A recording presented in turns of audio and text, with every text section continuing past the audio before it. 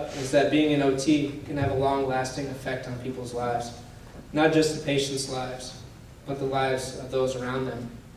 My mom still hears from families that have been off her caseload for many years just to check in and let her know how well they're doing.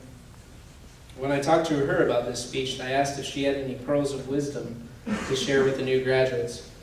The biggest piece of advice, she said, is, and I quote, "Never send a patient away without accomplishing something."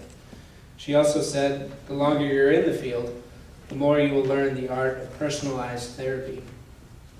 Every person is different and unique in how they approach challenges. It's up to the OT to determine the right way to bring the best out of them. I also quizzed Melissa about the same thing.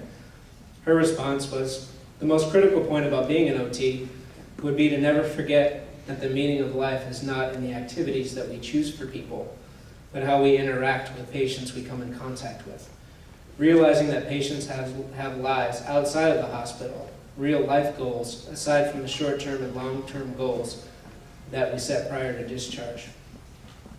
So throughout my course of the GBS, I had my worst moment, which was not being able to hug my son, to 7.5 months later, holding my new baby boy, Colby, safely. So that was a huge thrill. And as you can tell, I'm doing quite well now. I have very little after effects from having GBS. I'm back to doing things that I did before I got sick, such as playing volleyball. As you may have noticed in the program, it also reads author. Getting sick motivated me to follow through on a children's book that I wrote for my son Carter, that I'd written a couple years ago. One thing I learned about my bout with Guillain-Barré syndrome is I'm not really all that sad that it happened. What I mean by that is that while the condition was awful and I wouldn't recommend it, I learned a tremendous amount about myself, my loved ones, and my close friends. You don't realize how many people are affected by your loss until it happens to you. My wife lost her husband, my 2-year-old lost his dad, my company lost a key employee, and my volleyball team lost its setter. I'm sorry we had to go through all of the stress, heartache, and fear, but I think we're all closer as a result. It also gave me a much greater appreciation for what people with permanent disabilities go through every day. In fact, I consider myself to be one of the lucky ones. I know it sounds cliche, but when you get sick, the things most important to you come into more clear focus. I'm very fortunate to have the best friends and family that one could ask for, and I've learned that I have more people there for me than I knew. Perspective is a fickle thing. It can change easily at the blink of an eye. With having GBS, my perspective on life hasn't wavered. Things that made me mad and grumpy still do, like when the Yankees win.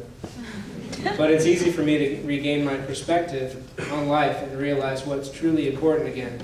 All I have to do is look at my shaky hands. I don't know if you can see that back there, but the tremor is all I really have left. It doesn't bother me, it doesn't hurt, it's just annoying.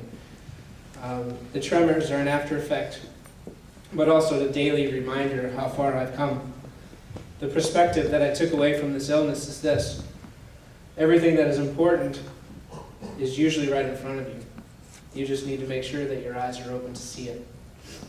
In closing, thank you for letting me share my story with you on such a big day in all of your lives. Congratulations to all of you for choosing a profession where you have the ability to make such a profound impact on people's lives. Whether the patient is an adult or a child, you have the power to help them in ways that most cannot. I commend all of you for your determination, your new knowledge, your drive in helping those in need. It takes a very special person to take on these challenges, and I wish you guys the best of luck in all of your endeavors. Thank you very much.